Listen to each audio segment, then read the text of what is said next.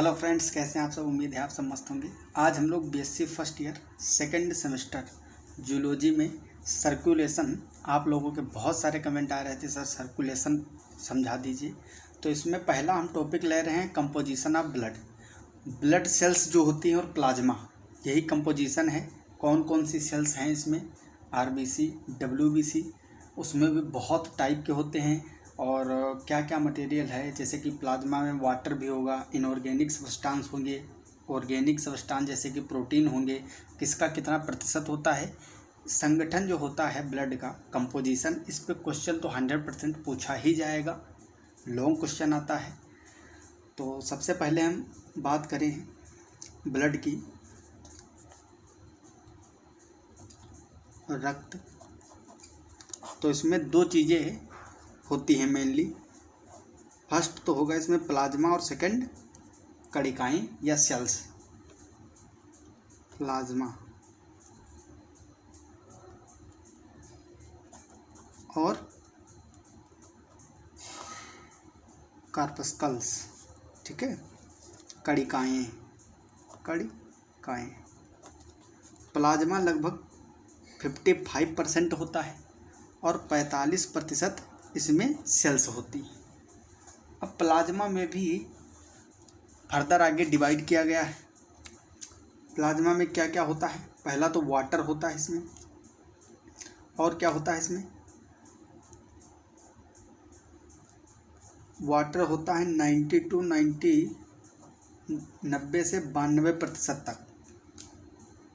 और इसमें आपको मिलेगा इनऑर्गेनिक सब्सटेंस, इनऑर्गेनिक मटेरियल होगा, वो लगभग 1% मिलेगा आपको। कितना? 1% प्लाज्मा में। और थर्ड होगा इसमें ऑर्गेनिक सब्सटेंस। ऑर्गेनिक इसमें मेनली प्रोटीन होगा, ठीक है। ये संगठन जरूर पूछा जाता है सर्कुलेशन में। सबसे पहले हम कंपोजिशन देख रहे हैं। प्लाज्मा 55% रक्त में जो है प्लाज्मा होता है, 45% कणिकाएँ होती हैं, सेल्स होती हैं।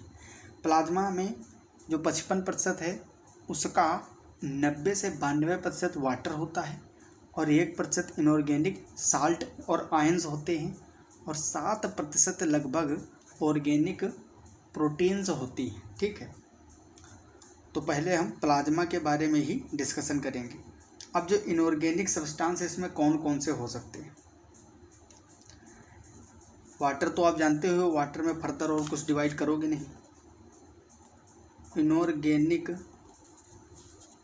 जो 1% है इसमें आपको आयन मिलेंगे, ions, chlorine ion, sodium ion, potassium ion, calcium और मैग्नीशियम आयन। इतने आयन मिलेंगे इनऑर्गेनिक वाले में। जिस ऑर्डर में मैंने लिखा है सेम ऑर्डर में आपको लिखना है, क्योंकि ये ऑर्डर इस तरह से घटती हुई कंसंट्रेशन का है। सबसे ज़्यादा क्लोरीन आयन होंगे, फिर सोडियम, फिर पोटेशियम एंड देन कैल्शियम और मैग्नीशियम। इस तरह से आयन का ऑर्डर होता है। और इनऑर्गेनिक वाले में क्या होगा, न्यूट्रिएंट्स होंगे। और इसी में जो है बाइकार्बोनेट आयंस भी होते हैं। कौन से? बाइकार्बोनेट, HCO3- जो कि बफर का काम करते हैं।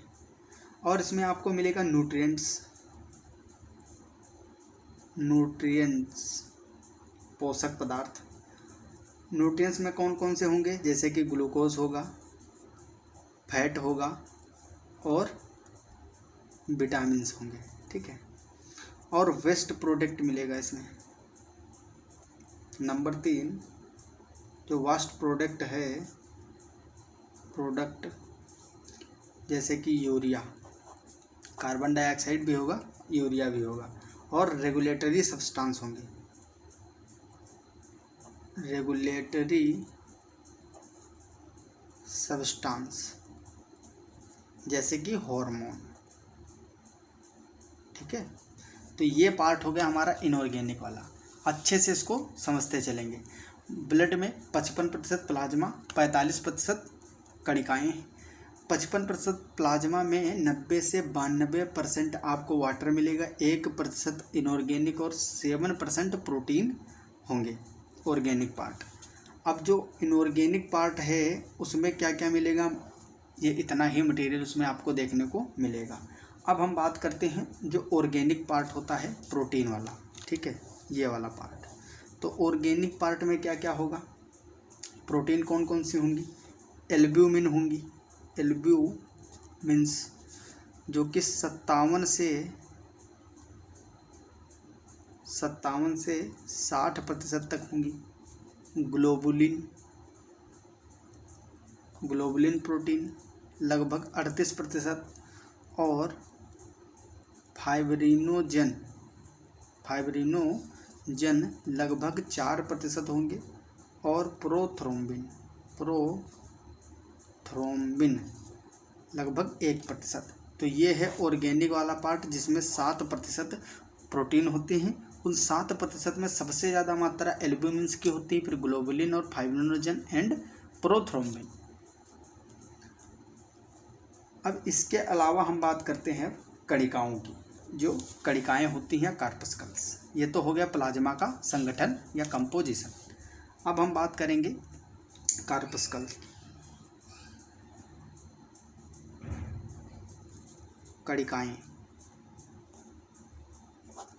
कणिकाओं में क्या होगा, जो 45% ब्लड का है पार्ट, इसमें कौन कौन सी चीज़ें होंगी।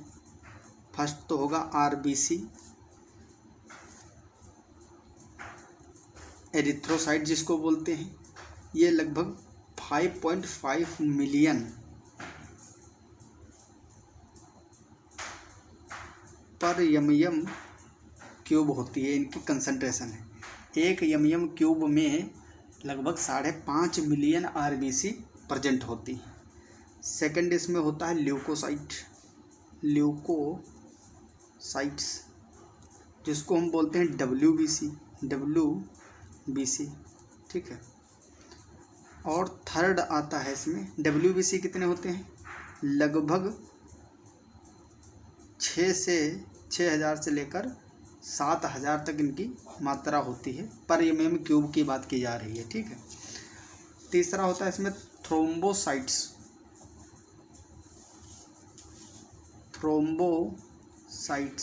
या जिसको हम बोलते हैं प्लेटलेट्स। ये 1.5 लाख से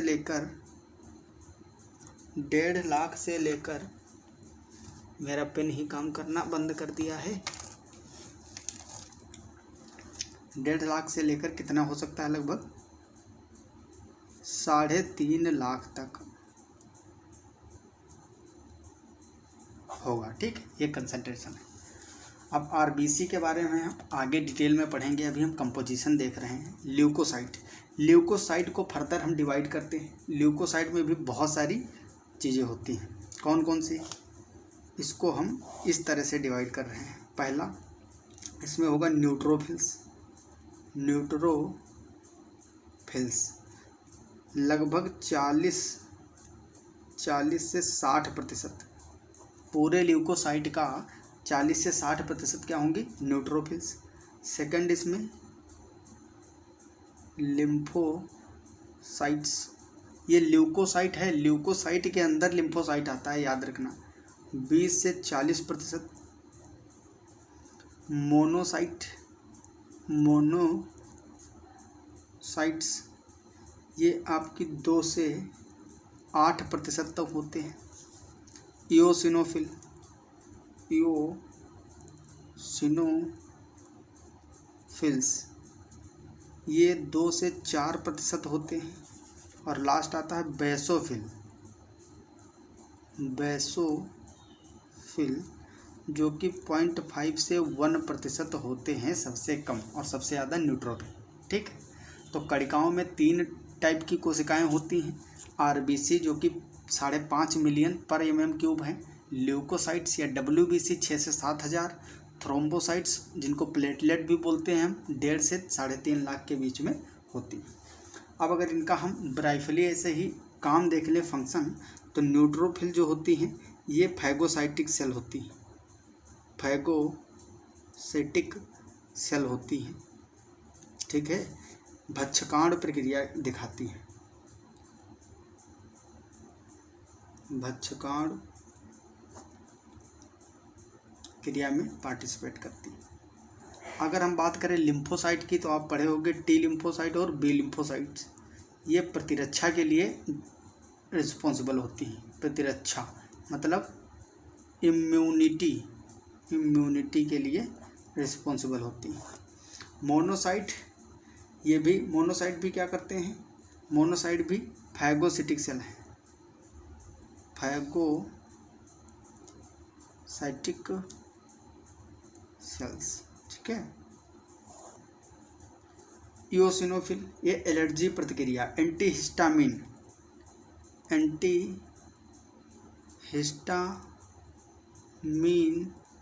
सिक्रिएट करती है, ठीक है। एलर्जी प्रतिक्रिया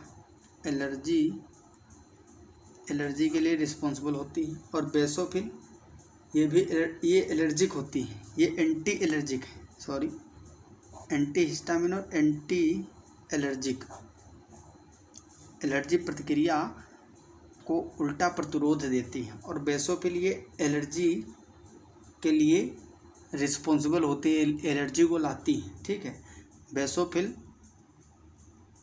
एलर्जिक होती है, एलर्जिक। ये हिस्टामिन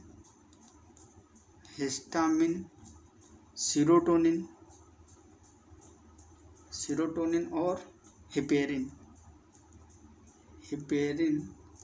का सिक्रेशन करवाती है, ठीक है, श्रावण करती है। तो इस तरह से जो कंपोजिशन है ब्लड का वो इस तरह से कंप्लीट होता है। अभी आगे हम और डिटेल में पढ़ेंगे। ब्लड में 55% प्लाज्मा, 45% कणिकाएँ। प्लाज्मा में 90% लगभग वाटर होता है, 1% इनऑर्गेनिक सब्सटेंस, 7% ऑर्गेनिक जिसमें प्रोटीन आती है। प्रोटीन में भी लगभग 60% albumin, 38% globulin, fibrinogen, prothrombin. Inorganic जो 1% पार्ट बनाता है प्लाज्मा का, उसमें क्लोरीन आयन सबसे ज़्यादा, फिर सोडियम, पोटेशियम, कैल्शियम, मैग्नीशियम और बाइकार्बोनेट। देन उसके बाद में न्यूट्रिएंट भी होंगे, ब्लड में होते हैं ना, ब्लड प्लाज्मा में, तो ग्लूकोज, फैट और विटामिन्स। वास्ट प्रोडक्ट इसमें यूरिया और कार्बन डाइऑक्साइड को भी आप शामिल कर सकते हो। रेगुलेटरी सब, लेकिन कार्बन डाइऑक्साइड ओनली प्लाज्मा में नहीं होता है, लगभग 70% प्लाज्मा में घुला हुआ होता है और बाकी आरबीसी में भी 20 से 25% होता है, ठीक है। तो यहाँ भी आप 70% जो है टोटल जो कार्बन डाइऑक्साइड बॉडी में है उसका 70% प्लाज्मा में होगी। और रेगुलेटरी सब्सटेंस हार्मोन्स भी इनऑर्गेनिक वाले में आते हैं। कणिकाओं में आरबीसी 5.5 मिलियन पर mm³ होंगी। ल्यूकोसाइट WBC 6000 से 7000 इनकी कंसंट्रेशन है, नंबर है। थ्रोम्बोसाइट्स या प्लेटलेट 1.5 लाख टू 3.5 लाख के बीच में होती है, ठीक है। डेंगू जब होता है किसी को तो ये 50,000 तक 30,000 तक घट जाती है, ठीक है, बहुत कम हो जाता है इनका काउंट। ल्यूकोसाइट जो WBC इसमें न्यूट्रोफिल्स, लिम्फोसाइट, मोनोसाइट, इओसिनोफिल और बेसोफिल, इनकी सबकी मात्रा लिखी हुई है और काम क्या होता है ये लिखा हुआ है। अब हम बात करते हैं, ये क्वेश्चन एक बहुत ज़्यादा पूछा जाता है। प्लाज्मा इज इक्वल टू होता है ब्लड माइनस सेल्स, क्योंकि हम देखे थे ब्लड में क्या क्या होता है, ब्लड सेल्स होती हैं और प्लाज्मा। तो प्लाज्मा किसको बोलते हैं हम? अगर ब्लड में से सारी सेल्स बाहर निकाल दें जो 45% होती हैं, ठीक है, उनको बाहर निकाल दें तो प्लाज्मा बचेगा ओनली, जो कि 55% है, ठीक। तो ब्लड से सारी सेल्स निकाल दो, जितनी भी सेल्स हैं, आरबीसी हो, प्लेटलेट हो या WBC हो, तो क्या बचेगा? प्लाज्मा। अगर आपसे पूछा जाए सीरम क्या होता है, इसमें बहुत कन्फ्यूजन होता है। सीरम इज इक्वल टू होता है ब्लड माइनस क्लोटिंग फैक्टर मतलब जो रक्त का थक्का बनाने के लिए, ब्लड क्लोट बनाने के लिए जो रिस्पॉन्सिबल फैक्टर हैं, उन सब को हटा दो ब्लड से, तो उसको हम बोलते हैं सीरम।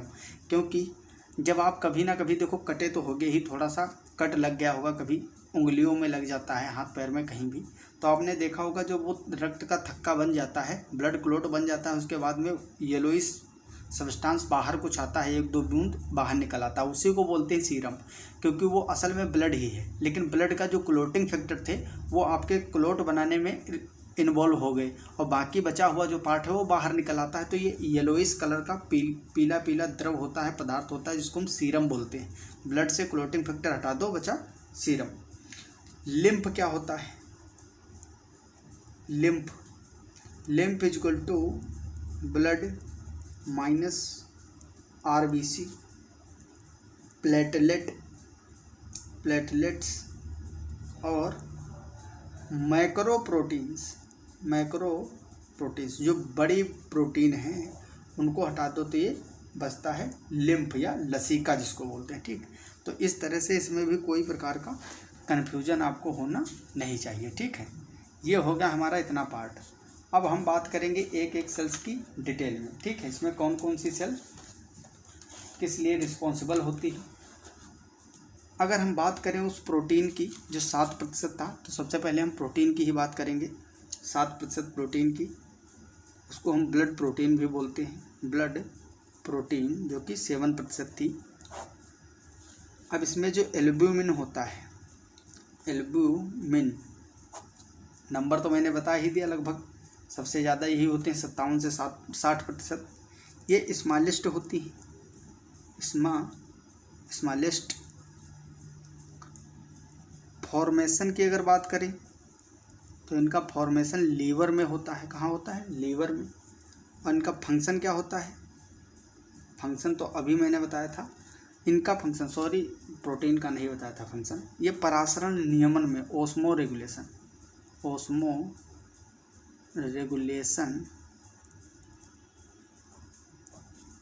में हेल्प करते हैं। सेकंड है फाइब्रिनोजन। फाइब्रिनोजन का काम क्या होता है? फाइब्रिनोजन और प्लस प्रोथ्रोम्बिन जो है, प्रोथ्रोम्बिन, क्योंकि इन दोनों का काम एक ही होता है। ये दोनों लार्जेस्ट होते हैं, लार्जेस्ट प्रोटीन है। फॉर्मेशन की बात करें तो ये भी लीवर में होता है, लीवर में। और इनका काम क्या होता है? Blood clotting. वो तो आप लोग जानते ही हो, फाइब्रिनोजन और प्रोथ्रोम्बिन क्या करते हैं? ब्लड क्लॉटिंग में पार्टिसिपेट करते हैं। अब बात करते हैं ग्लोबुलिन की। ग्लोबुलिन, तो इनको भी आप लोग कहीं ना कहीं सुने तो हो ही। इसमें अल्फ़ा और बीटा 2 प्रकार के होते हैं, गामा भी होता है, 3 प्रकार के होते हैं। ठीक है, पहला तो अल्फ़ा ग्लोबुलिन और दूसरा होता है बीटा ग्लोबुलिन। तो अल्फ़ा और बीटा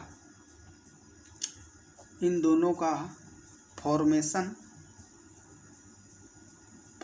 कहाँ होता है? लीवर में। और इनका फंक्शन क्या है? पोषकों का परिवहन, ट्रांसपोर्ट ऑफ न्यूट्रिएंट्स,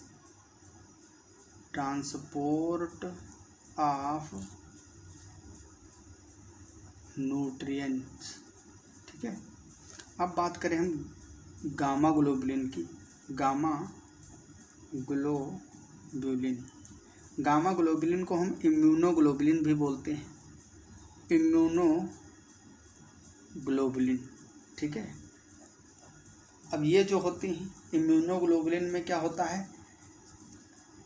कई टाइप की होती हैं। इनका फॉर्मेशन कहाँ होगा? फॉर्मेशन प्लाज्मा सेल के द्वारा होगा। किससे?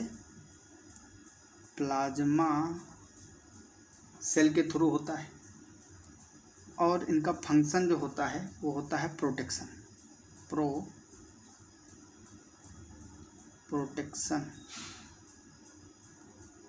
ठीक है, तो ये इनका फंक्शन हो गया।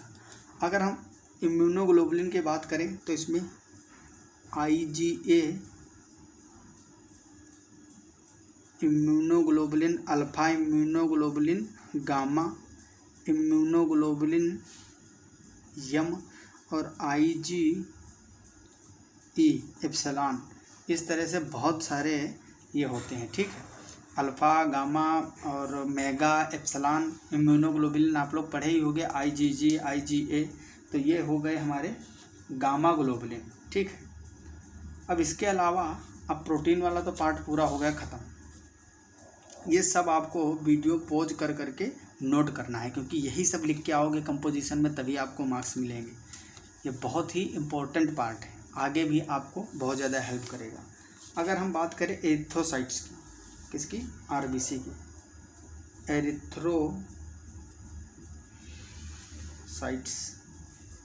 एरिथ्रोसाइट्स मतलब आरबीसी, ठीक है। तो आरबीसी का नंबर अगर बात करें तो 5.5 मिलियन ही होता है, अभी जो बताए थे 5 मिलियन पर mm³। Size and shape, size इनका होता है बाई कॉनकेव मतलब उभय अवतल, या फिर हो सकता है ओवल मतलब गोल। विदाउट न्यूक्लियस होते हैं ये, विदाउट न्यूक्लियस के अंदर एक इसमें नहीं होता है, ठीक है। इस तरह का अगर हम डायग्राम बनाना चाहें तो कुछ इस तरह के आरबीसी का डायग्राम बना सकते हैं, ठीक है। इसमें हीमोग्लोबिन केवल ओनली भरा हुआ होता है बहुत ज़्यादा। इसके डायमीटर की बात करें तो 2 माइक्रोमीटर होता है। अगर ओवल शेप में है तो ये लगभग 7.5 माइक्रोमीटर तक जा सकता है। न्यूक्लियस एब्सेंट होता है। हीमोग्लोबिन इसके अंदर होता है 280 मिलियन मॉलिक्यूल होते हैं, ठीक है। 4 हीम पार्ट होते हैं इसमें, 4 Fe2+ होते हैं। 4 हीम पार्ट होंगे, 4 आयरन होंगे, वो भी 2+ के स्टेट में, और 4 ग्लोबिन चेन होंगी, ग्लोबिन प्रोटीन। इनमें से 2 अल्फ़ा ग्लोबिन होंगी, अल्फ़ा चेन, और 2 बीटा चेन होंगी, ठीक है। अल्फ़ा चेन में 141 अमीनो एसिड होंगे और बीटा चेन में 146 अमीनो एसिड होते हैं। ये प्रोटीन है ना, ग्लोबिन प्रोटीन, तो अमीनो एसिड से बने होंगे। 2 अल्फ़ा चेन जो कि 141 अमीनो एसिड कैरी करता है और बीटा चेन में 146 अमीनो एसिड्स होते हैं।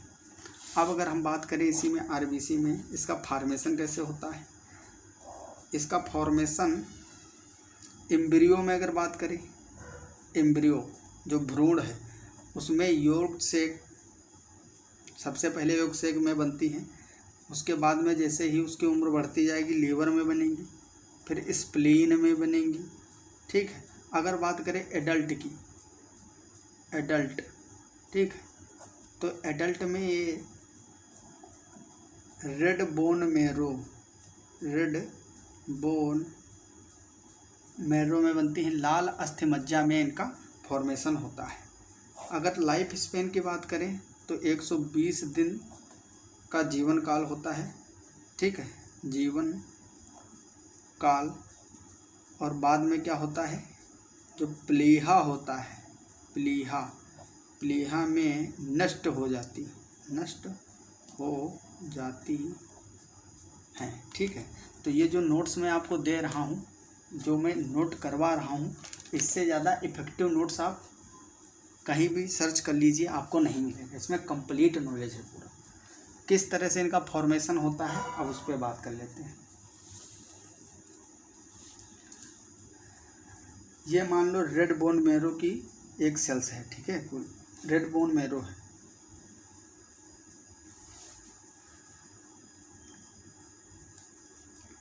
रेड बोन मैरो, ठीक है। इसमें जो है स्टेम सेल होती है, स्टेम सेल मतलब जो हर चीज़ को बनाने के लिए जिम्मेदार होती है। अब इसमें 3 प्रकार की सेल होंगी। ल्यूकोब्लास्ट सेल, पहला तो ल्यूकोब्लास्ट सेल होंगी जो कि बनाएंगी स्टेम सेल के अंदर ही ल्यूकोब्लास्ट सेल होंगी जो कि WBC बनाएंगी। इसमें होंगी मेगा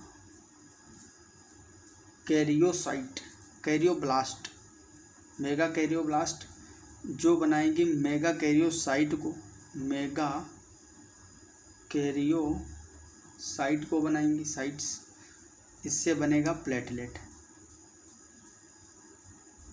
प्लेटलेट्स।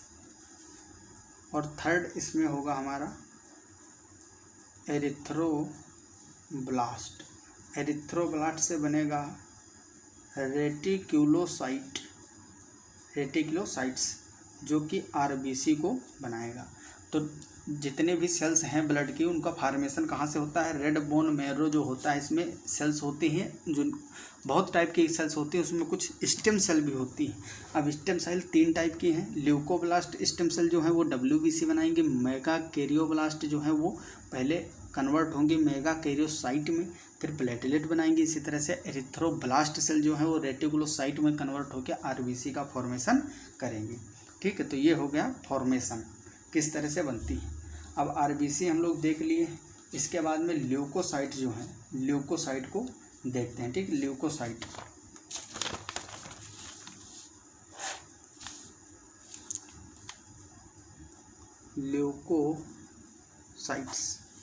ल्यूकोसाइट में संख्या मैंने बता ही दिया था, लगभग 6000 से 7000 के बीच में होगी इनकी पर mm³। अगर बात करें आरबीसी रेशियो WBC की, तो ये लगभग अनुपात इनका 6000:1 होता है, क्योंकि वो 5.5 मिलियन है पर mm³ में, और ये 6000 से 7000 है, तो 600:1 के अनुपात में लगभग रहता है।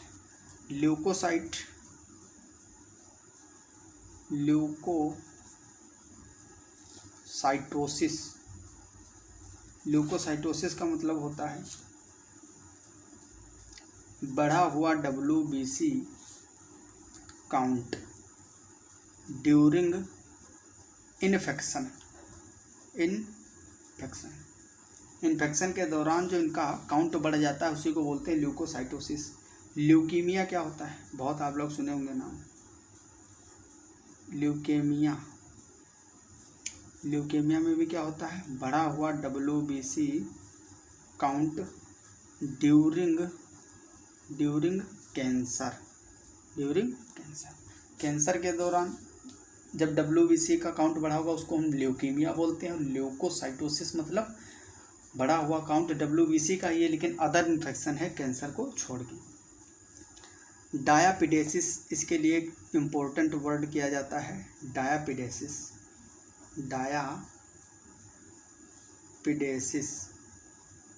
जिसको द्विपद भी बोलते हैं।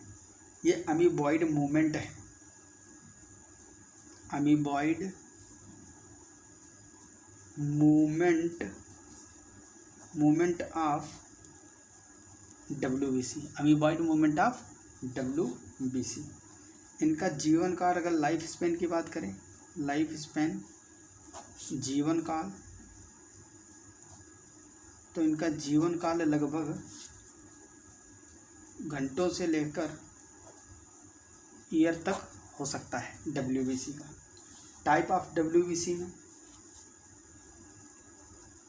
टाइप्स ऑफ WBC, इसमें फर्स्ट तो होगा ग्रेन्युलोसाइट,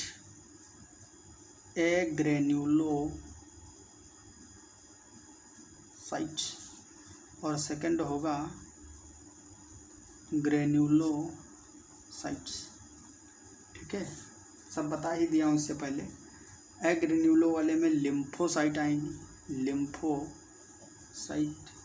जो कि 20 से 25% हैं, 8 माइक्रोमीटर होते हैं, और इस तरह से ओवल होते हैं। ये बीच में न्यूक्लियस है। ठीक है, ये लिख दिया हूँ। और इसमें आते हैं मोनोसाइट्स, जो कि 18 माइक्रोमीटर होते हैं, 6 से 8% प्रेजेंट होते हैं, और इनका जो आकार होता है वो इनका न्यूक्लियस इस टाइप का होता है। और ये सबसे बड़े WBC में से होता है एक, सबसे बड़ा होता है मोनोसाइट। ठीक है, अब हम बात करते हैं ग्रेन्युलोसाइट में। तो इसमें फर्स्ट आएगा इओसिनोफिल्स, ये ईयरफोन की जैसे होता है, 10 माइक्रोमीटर होता है, इस तरह से ईयरफोन की तरह होता है।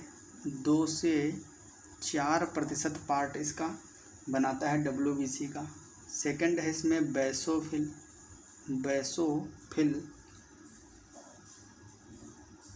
बेसोफिल में जो है लगभग 3 इस तरह से आपको लोब देखने को मिलते हैं। ये 10 माइक्रोमीटर होता है। कितने माइक्रोमीटर? 10 माइक्रोमीटर। 0.5 to 1% ये मिलता है। ठीक है, लास्ट है न्यूट्रोफिल्स जिसको PMNL भी बोला जाता है। ये भी लगभग 10 माइक्रोमीटर इसका आकार होता है और ये मल्टी लोब्ड होता है। कैसा होता है? मल्टी लोब्ड, बहुत सारे लोब होंगे और 60 से 65% WBC का यही बनाता है। ठीक, तो इसको PMNL भी बोलते हैं। PMNL polymorpho nucleated lymphocytes. ठीक है, बहुत सारे इसमें वो मिलते हैं ना। अब हम थोड़ा सा बात कर लेते हैं लिम्फोसाइट की। ये जो लिम्फोसाइट है, लिम्फोसाइट पहला WBC, इसके बारे में हम बात करते हैं।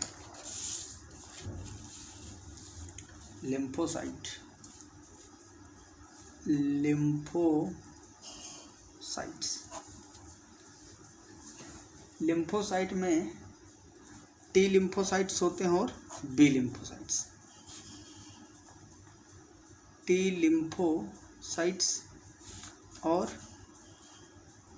B लिम्फोसाइट्स 2 टाइप के मिलेंगे आपको। T वाले में कौन कौन से होंगे? T helper cell, T killer cell, और कौन कौन से होंगे? T मेमोरी स्मृति कोशिकाएं, पढ़े होगे ना, T स्मृति कोशिकाएं, और T सप्रेसिव सेल्स। अगर B लिम्फोसाइट की बात करें तो इसमें B लिम्फोसाइट में प्लाज्मा सेल्स, इनको प्लाज्मा सेल्स बोलते हैं, प्लाज्मा में ही होते हैं और प्रतिरक्षा का निर्माण करते हैं।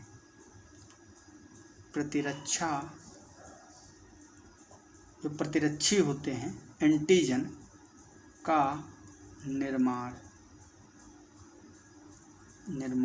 करते हैं। और इसमें B मेमोरी सेल्स भी होते हैं। मेमोरी का मतलब क्या होता है? ऐसी सेल्स जो एक बार इन्फेक्शन होगा तो अगली बार अगर उसी ऑर्गेनिज्म ने इन्फेक्शन किया तो ये पहले से इसको पहचान लेंगी, क्योंकि इनकी मेमोरी स्मृति बनी रहती है कि किसने अटैक किया था। अब बात करते हैं थोड़ा सा मोनोसाइट्स की। तो मोनोसाइट में ये फैगोसिटिक सेल हैं, फैगोसिटिक सेल होती हैं, बच्छकाण प्रक्रिया दिखाती हैं।